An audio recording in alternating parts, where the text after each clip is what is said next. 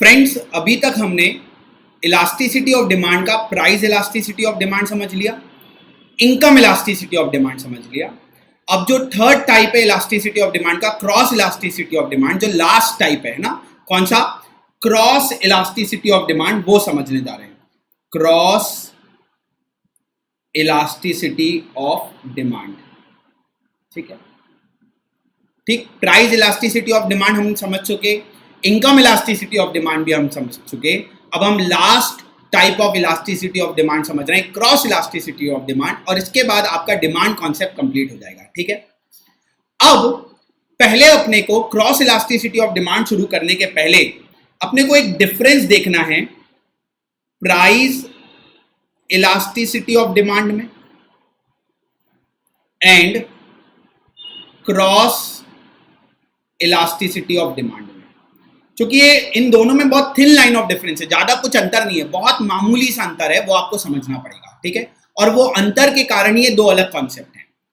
Price elasticity of demand में अगर मैं कमोडिटी एक्स की बात कर रहा हूं, अगर मैं कमोडिटी एक्स की बात कर रहा हूं, तो एक्स की प्राइस के चेंज होने के कारण एक्स की डिमांड चेंज होगी। समझ में आ रहा है? मतलब अगर x की ही प्राइस बदल रही है और x की ही डिमांड बदल रही है तो वो कहलाएगा प्राइस इलास्टिसिटी ऑफ डिमांड। यहां पर दो गुड्स नहीं होंगे, यहां पर एक ही गुड्स होगा। सो फॉर एग्जांपल, मोबाइल की प्राइस के कारण मोबाइल की डिमांड चेंज हुई तो वो कहलाएगा प्राइस इलास्टिसिटी ऑफ डिमांड। लेकिन क्रॉस इलास्टिसिटी ऑफ डिमांड में क्या होगा? दो गुड्स होंगे, x और y।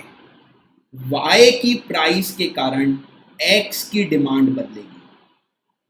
फिर से बता रहा हूं, ये डिफरेंस समझना बहुत जरूरी है, क्योंकि इसके बगैर आपको कंफ्यूजन रहेगा प्राइस इलास्टिसिटी ऑफ डिमांड और क्रॉस इलास्टिसिटी ऑफ डिमांड में। प्राइस इलास्टिसिटी ऑफ डिमांड में भी प्राइस बदलेगा, क्रॉस इलास्टिसिटी ऑफ डिमांड में भी प्राइस बदलेगा। दोनों में प्राइस चेंज होंगे, दोनों में डिमांड चेंज होगी। लेकिन क्या होगा? प्राइस इलास्टिसिटी ऑफ डिमांड में कमोडिटी एक ही रहने वाली है। फॉर एग्जांपल एक्स, तो अगर एक्स की प्राइस के कारण एक्स की डिमांड बदली, उसी कमोडिटी की प्राइस के कारण उसी कमोडिटी की डिमांड बदली, तो वो कहलाएगा प्राइस इलास्टिसिटी ऑफ डिमांड। लेकिन क्रॉस इलास्टिसिटी ऑफ डिमांड में किसी और गुड्स की प्राइस के कारण कोई और गुड्स की डिमांड बदलेगी, वो कहलाएगा cross elasticity of demand. For example, mobile की प्राइस के कारण मोबाइल की डिमांड बदली, बताओ कौन सा इलास्टिसिटी ऑफ डिमांड? मोबाइल की प्राइस के कारण मोबाइल की डिमांड बदली, तो कहलाएगा प्राइस इलास्टिसिटी ऑफ डिमांड। अगला एग्जांपल, सिम कार्ड की प्राइस के कारण मोबाइल की डिमांड बदली, किसी और चीज की प्राइस के कारण किसी और की डिमांड बदली, सिम कार्ड की प्राइस के कारण मोबाइल की डिमांड बदली, वो कहलाएगा क्रॉस इलास्टिसिटी ऑफ डिमांड। फिर से उसी गुड्स की प्राइस के कारण उसी गुड्स की डिमांड चेंज होगी, तो क्या बोलोगे? चलो रिपीट करो, क्या बोलोगे? Price elasticity of demand. लेकिन कोई और गुड्स की प्राइस के कारण, फॉर एग्जांपल पेट्रोल की प्राइस के कारण कार की डिमांड बदली, कोई और गुड्स की प्राइस बदली तो कोई और गुड्स की डिमांड बदली। पेट्रोल की प्राइस के कारण, पेट्रोल की प्राइस के कारण कार की डिमांड पर इंपैक्ट पड़ा, तो क्या बन गया? Cross elasticity. कार की प्राइस के कारण कार की डिमांड बदली, तो प्राइस इलास्टिसिटी। क्लियर? समझ गया?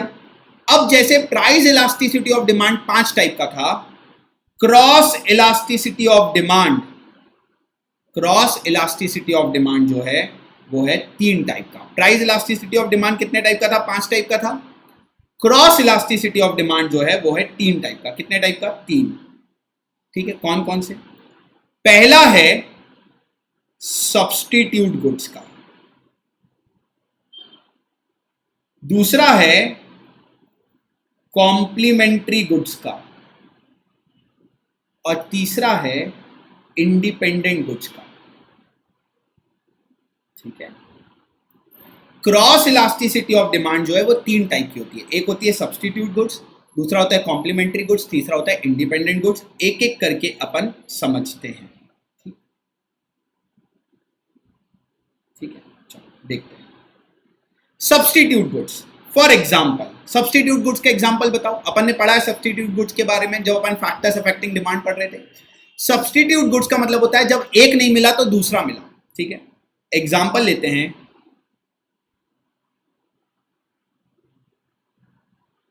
T and coffee. T and coffee क्या सब्स्टिट्यूट है? बिल्कुल है।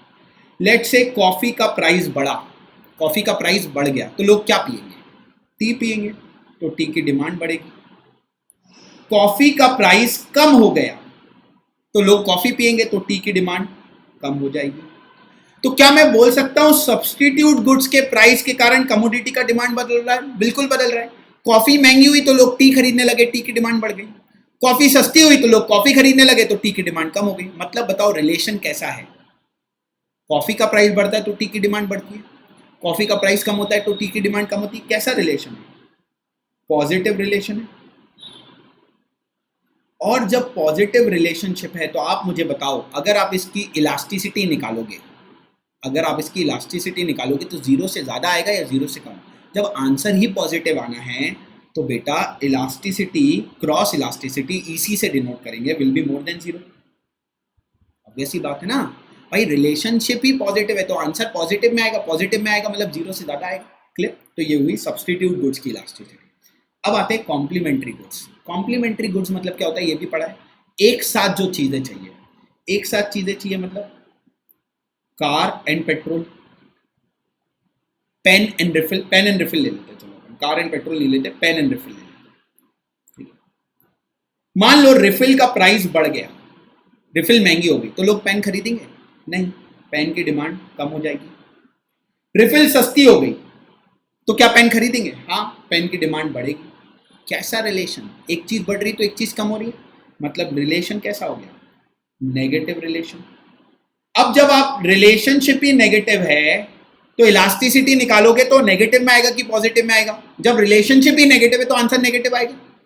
जब आंसर नेगेटिव आएगा तो क्रॉस इलास्टिसिटी क्या हो जाएगी? जीरो हो जाएगी, लेस देन जीरो हो जाएगी, आंसर जीरो नेगेटिव आने वाला है। Clear? Last, independent goods. Independent goods का मतलब होता है जब दो गुड्स का एक दूसरे से कोई मतलब नहीं है। फॉर एग्जाम्पल स्कूटर और पिज्जा, जब दो गुड्स का एक दूसरे से कोई लेना देना नहीं तो उनको बोलते हैं इंडिपेंडेंट गुड्स। बताओ पिज्जा की प्राइस बढ़ी, पिज्जा की प्राइस बढ़ गई तो स्कूटर की डिमांड, सर पिज्जा और स्कूटर का कोई लेना देना ही नहीं है तो डिमांड तो कांस्टेंट ही रहेगी। पिज्जा की प्राइस कम हो गई तो स्कूटर की डिमांड सर अभी भी कांस्टेंट रहेगी। मतलब पिज्जा की प्राइस के कारण स्कूटर की डिमांड चेंज ही नहीं हो रही। जब चेंज ही नहीं हो रही तो इलास्टिसिटी क्या आएगा? जीरो आएगा, डिमांड तो चेंज ही नहीं हो रही भाई। क्लियर? तो ये हुई क्रॉस इलास्टिसिटी ऑफ डिमांड। अब क्रॉस इलास्टिसिटी ऑफ डिमांड का आप मुझे फॉर्मूला बता सकते हो क्या? क्या बनेगा? ऊपर आता है डिमांड, नीचे आता है प्राइस। ऊपर आया डिमांड, डिमांड आया मतलब percentage change in demand of commodity X बराबर divided by percentage change in price of commodity Y. ये बनेगा भाई, एक्स की डिमांड चेंज होगी वाई के प्राइस के कारण। तो फॉर्मूला क्या बना? Percentage change in demand of commodity X divide by percentage change in price of commodity Y. Clear? ठीक, तो दिस ये हुआ आपका cross elasticity of demand. This is the complete syllabus of concept demand. तो क्या क्या पढ़ लिया अपन ने? व्हाट इज डिमांड पढ़ लिया, फिर फैक्टर्स अफेक्टिंग डिमांड पढ़ लिया, फिर अपन ने पढ़ा लॉ ऑफ डिमांड, फिर अपन ने पढ़ा movement and shift in demand curve, फिर अपन ने पढ़ा इलास्टिसिटी। उसमें देखा इलास्टिसिटी ऑफ डिमांड 3 टाइप की थी, price, income, cross. Price 5 type की, इनकम 5 टाइप की, क्रॉस 3 टाइप की। क्लियर? तो यहां पर आपका डिमांड का पोर्शन, चैप्टर नंबर 1 का डिमांड का पोर्शन कंप्लीट होता है। ओके।